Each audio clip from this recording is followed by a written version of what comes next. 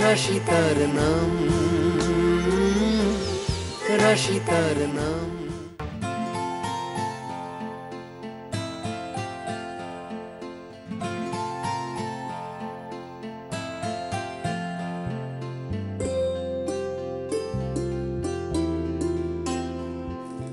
মান্নাত, মাইজি আসুন। দেখো কে এসেছে তোমার সঙ্গে দেখা করতে। ও মা, তুমি এসেছো? এসো এসো এসো এসো।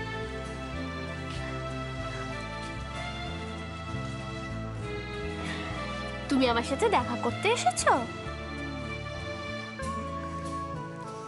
না, ও আপনার সঙ্গে খেলতে এসেছে, দেখা করতে তো আমি এসেছি। আচ্ছা, এই ব্যাপার। তুমি আমার সাথে খেলবে? চলো চলো চলো চলো চলো চলো।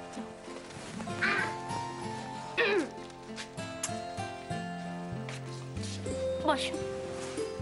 বাবা, কিচ্ছু হবে না। তুমি দেখো তো এখানে কোনটা তোমার পছন্দ। এইটা পছন্দ?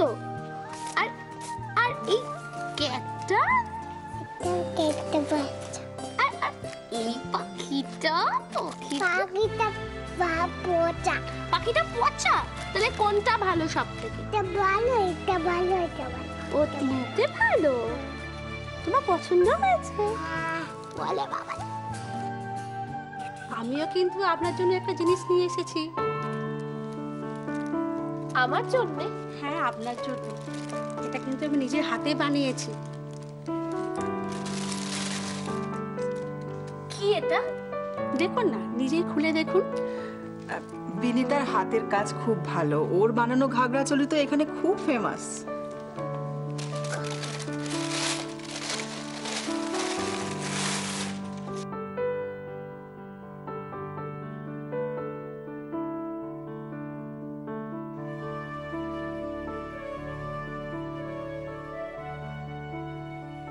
আমার পছন্দ মতো এই ঘাগরাটা কিন্তু নিজের হাতে বানিয়ে এসেছি, শুধু আপনাকে দেব বলে। আপনাকে পরলে না দারুণ লাগবে। কিন্তু আমি তো এটা নিতে পারবো না দিদি। কেন? আপনি আমাকে দিদি বলে ডাকলেন, অথচ এই জিনিসটা আপনি গ্রহণ করতে পারবেন না? দেখুন, আমি এমন কি করেছি বলুন যার জন্য আপনি আমাকে? মান্নাত, মান্নাত তুমি ওর ছেলেকে বাঁচিয়েছো মান্নাত, এটা ওর কাছে অনেক বড় ব্যাপার। কাকে বলছো এসব?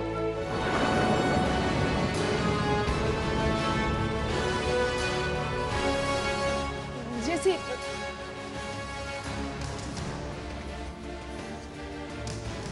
কৃতজ্ঞতা কি জিনিস সেই বোধ কি সবার থাকে?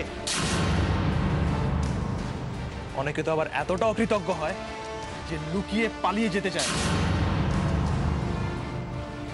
হঠাৎ এরকম কথা বললেন কেন? তাহলে কি উনি সবকিছু জেনে গেছেন? হ্যাঁ, আমি সব জানি। মমের সব প্ল্যানিং এখন আমার কাছে একদম কি। রশ্মি, তুই ভুল করছিস, তুই ভুল বুঝছিস তোর মাকে। তোমরা আমাকে কি ভাবো বলো তো? আমি ডাউন? আমার মাথায় বুদ্ধি কিচ্ছু নেই? এই দেখো, আচ্ছা তুই এরকম ভাবে মাথা গরম করলে তো প্রবলেমটা সলভ হওয়ার বদলে ব্যাপারটা আরো জটিল হয়ে উঠবে। সেটা তো হবেই মাসিমণি। তার কারণ যে বা যারা চায় যে প্রবলেম ক্রিয়েট হোক, তারা তো কোনোদিনই চাইবে না যে প্রবলেমটা সলভ হোক। আজকে তোমাদের কথা ব্লাইন্ডলি বিশ্বাস করে আমাকে সাফার করতে হচ্ছে। রশ্মি, তুই কি বলছিস? ঠিকই বলছি মাসিমা। একটা জিনিস ভাবো তো, রাশিকে মম মেনে নিল, তারপর ছোটদা আর রাশি একসাথে হানিমুনে গেল। ছোটদা ফিরে এলো আর রাশির কি হলো?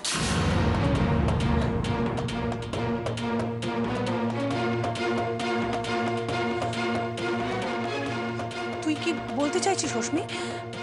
দিদি কখনো কি কারোর সংসার ভাঙতে পারে? এত বড় ক্ষতি করতে পারে কারোর? আমি জানি না মম কি করতে পারে আর না পারে। আমার মমকে আজকাল খুব ভয় হয়। এই দেখো দেখি। আচ্ছা কি আশ্চর্য বলতো, দেখ আমার দিকে দেখ। আচ্ছা সব কি উল্টো পাল্টা কথা বলছিস, আর এই কথাগুলো বলে তুই নিজে সব থেকে বেশি কষ্ট পাচ্ছিস। হ্যাঁ look at you। সেভাবে কাঁদিস না, চোখ মুছ বাবা। মাসিমণি, মাসিমণি, একটা সত্যি কথা আমাকে বলবে মাসিমণি, প্লিজ বলবে। কি বল না। দেব ঠিক আছে তো, নাকি রাশির মতো দেব? তুই তুই কি বলছিস রশ্মি? তোর কি মাথা খারাপ হয়ে গেছে? হ্যাঁ দিদি কখন এরকম? মাসিমণি প্লিজ প্লিজ বলো না, প্লিজ বলো না, সত্যি কথাটা বলো না মাসিমণি, বলো না। রশ্মি, রশ্মি যে মায়ের সম্বন্ধে তুই এতটা খারাপ ভাবছিস, সেই মা কি করেছে বলতো তোদের জন্য, কি না করেছে সে? হ্যাঁ হয়তো দিদির চোখে যেটা ভালো তোদের চোখে সেটা খারাপ হতে পারে। আর এটাও তো হতে পারে যে দিদি তোদের ভালো করতে গিয়ে হয়তো নিজেরই অজান্তে কখনো কখনো তোদের দুঃখ দিয়ে ফেলেছে। বাট দ্যাটস লাইফ রশ্মি, এরকম তো হতেই থাকে। কিন্তু তোমার কথার অর্থ আমি কিছু বুঝতে পারছি না মাসিমণি। তুমি কি মমকে সাপোর্ট করছো নাকি মমের অন্যায়গুলো মেনে নিতে বলছো? রশ্মি, রশ্মি আমি যা বলছি জাস্ট তোর ভালোর জন্য বলছি। আর দিদির সামনে সত্যি কথা বলার সাহস তো সবার নেই। যা ছিল সেই তো আমাদের মাঝখানে আর নেই। ও ছাড়া আর সত্যি কথা বলার সাহস কারই বাজ। আমি স্বীকার করছি তো যে আমার সে সাহস নেই। তোর যদি থাকে তুই বল, তোর চোখে যেটা অন্যায় মনে হচ্ছে তুই তার প্রতিবাদ করতেই পারিস। তুই তুই সত্যিটা জানতেই পারিস তোর মার কাছে।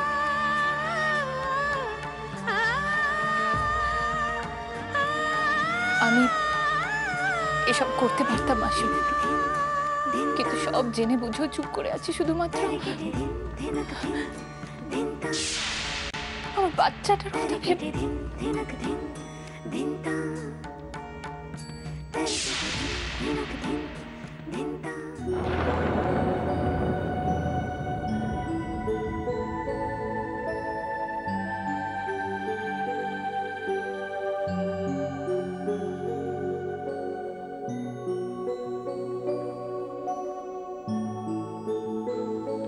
একটা কথা ভাবছিলাম, ভাবছি অনেকদিন অফিস থেকে ছুটি নেওয়া হয়নি, একটা দিন ছুটি নেই। হাজার কাজের মানুষ তুমি, ছুটি নেওয়া মানে তো কাজে একটা দিন নষ্ট হয়। তাই প্রচুর কাজ নষ্ট হয়ে যাবে। আমি জানি তুমি কেন বলছো না, সিরিয়াসলি আজই কালকের দিনটা ছুটি নিই, আমি তুমি তোজো আমরা কোথাও লং ড্রাইভে যাই, কোনো রিমোট জায়গায় সারাদিন ঘোরাঘুরি করি, একটু খাওয়া দাওয়া করি বাইরে, নিজেদের মতন করে। সরি, কাল আমার হবে না গো। কেন হবে না? আমার কালকে অনেক কাজ আছে, হবে না কালকে। আরে কি এমন কাজ আছে? বাড়িতে হাজারটা লোক আছে কাজ করার জন্য, তুমি না থাকলে কিচ্ছু হবে না। আমি মাকে বলে দেবো।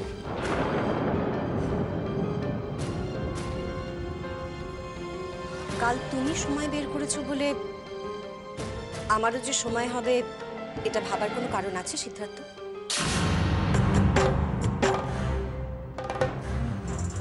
দেখো সিদ্ধার্থ, তুমি ভেবো না যে এই কথাগুলো আমি তোমার উপর রাগ করে বা অভিমান করে বলছি না। আমি কাল আমার সিরিয়াসলি হবে না। ছুটি যখন নিয়েছো তখন তোজোকে নিয়ে বরং বেরিয়ে এসো। ও তো কোনোদিন ওর বাবার সাথে কোথাও বেড়াতে যায় না, একটা নতুন রকমের এক্সপিরিয়েন্স হবে, ভালো লাগবে। মন, আমি তুমি তোজো একসঙ্গে বেরোবো।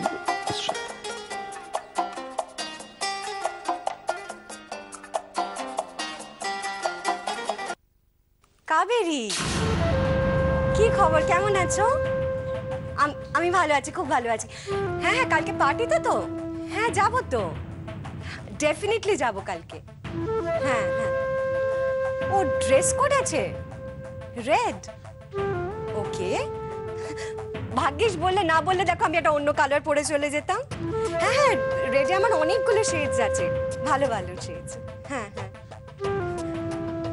লাল পরলে ভালো দেখায় আমায়। Thank you, thank you. আরে না না, আমি কোনো রকমের ফর্মালিটি করছি না, seriously thank you so much.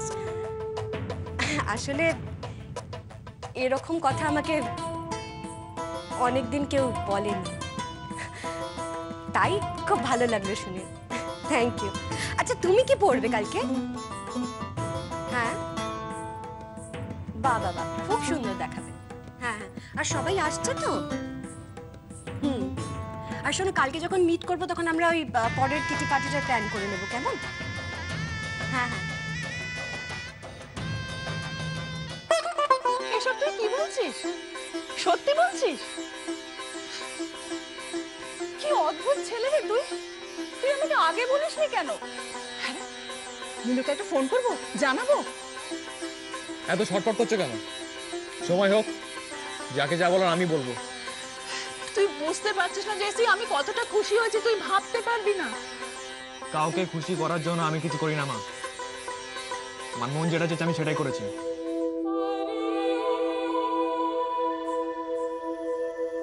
আমার তো এটাই ভেবে আনন্দ হচ্ছে যে আবার তুই মনের কথা শুনছিস। আর যে মা সন্তানের মন বোঝে না সে তো মা হওয়ার যোগ্যই নয়। তোমার প্রবলেমটা কি বলো তো?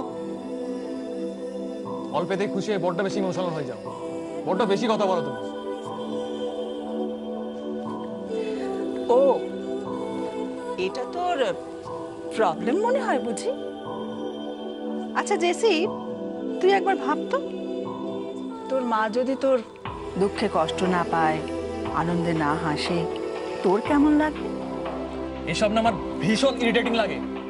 আমাকে নিয়ে বেশি ভাবাটা বন্ধ করো। আর জেসি জেসি জেসি শোন জেসি, জীবন সত্যি বড় অদ্ভুত, আশ্চর্য এর এক একটা ফ্যালাসি। কেউ ভালোবাসা না পেয়ে কাঁদে, আবার কেউ ভালোবেসে কাঁদে। যে মান্নাতের জন্য জেসি নিজেকে শেষ করতে উঠে পড়ে লেগেছিল, সেই মান্নাতের নামই আজ জেসিকে বাঁচতে শেখাচ্ছে। সত্যি মেয়েটা বড্ড ভালো, তবে খুব দুঃখী। হয়তো আমার জেসির মতোই কারো প্রতারণা মান্নাতকেও আজ এখানে এনে দাঁড় করিয়েছে। ভগবান আমি মানি না, তবু কেবলই মনে হচ্ছে দুটো দুঃখী মানুষের মধ্যে কি ব্যথার বন্ধুত্ব গড়ে উঠতে পারে না?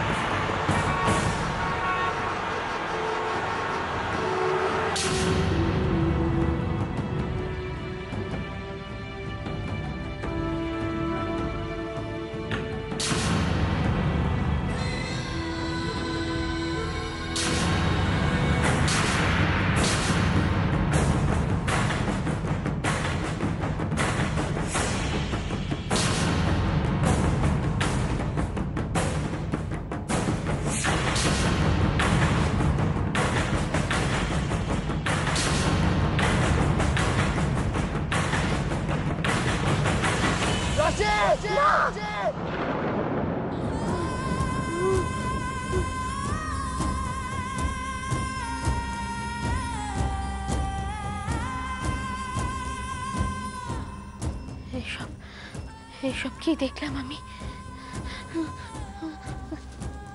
কেন এরকম দেখলাম? উজ্জ্বল, উজ্জ্বল ঠিক আছে তো?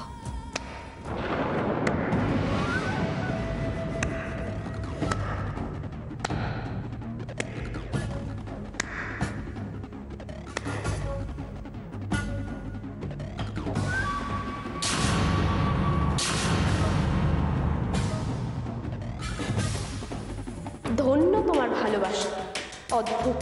তুমি আবার এসেছো? যখন দেখলাম একটা মানুষ তোমাকে ভালোবাসার নামে ঠকিয়ে তোমার বিশ্বাসের সুযোগ নিয়ে তোমায় ধাক্কা মেরে ফেলে দিয়েছিল, এরপরও যখন তুমি ওর দুশ্চিন্তা করছো, তখন আর না এসে থাকতে পারলাম না। রাশি, আমি দেখলাম উজ্জ্বলের খুব বিপদ। ওকে কেন ওকে নিয়ে এত ভাবছো তুমি? এসব ভাবার আগে তোমার তো এটা ভাবা উচিত ছিল যে তুমি কে। তুমি নিজেও খুব ভালো করে জানো যে রাশি বেঁচে নেই। সেদিন খাদে পড়ে মৃত্যু হয়েছে তোমার। শুধু উজ্জ্বল রায় কেন, কলকাতা, বিক্রম, সবার কাছে তুমি মৃত। বেঁচে আছি আমি, মান্নাত। আর আমার কাছে এসব দুর্বলতার কোনো জায়গা নেই। রাশি হলে হয়তো এত পাপের পরে অপলা রায় এবং উজ্জ্বল রায়কে ক্ষমা করে দিত, কিন্তু মান্নাতের জন্মই হয়েছে ওদেরকে শাস্তি দেওয়ার জন্য। আর ওদেরকে শাস্তি দেওয়ার জন্য তোমার নিজেকে এসব মায়া মমতা সব কিছুর থেকে দূরে থাকতে হবে। নিজের মনটাকে পাথরের মতো শক্ত করতে হবে। সামনে কিন্তু একটা বড় যুদ্ধ। একটু ভুল, একটু দুর্বলতা কিন্তু তোমাকে না না, আর কখনো কোনো মুহূর্তের জন্য আমি দুর্বল হব না। যতটা জোর দিয়ে তুমি এখন এই কথাগুলো বলবে, শেষ পর্যন্ত মনের জোর ততটা থাকবে তো? থাকবে তো? থাকবে তো?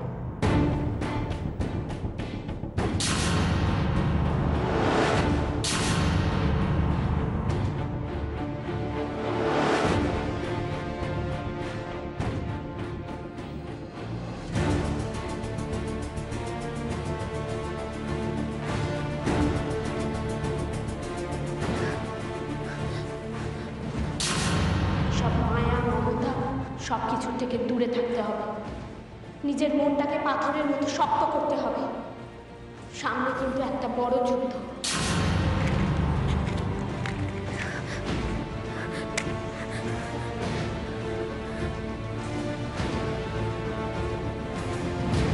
সাক্ষী রেখে রাধা মাধবের সামনে প্রতিজ্ঞা করছি, আজকের পর থেকে রাশির আর কোনো অস্তিত্ব নেই।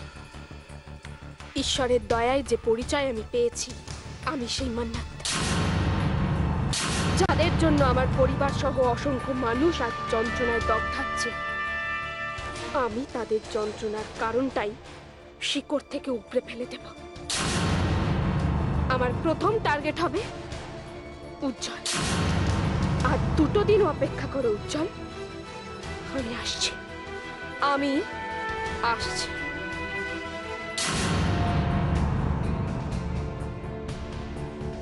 আপনি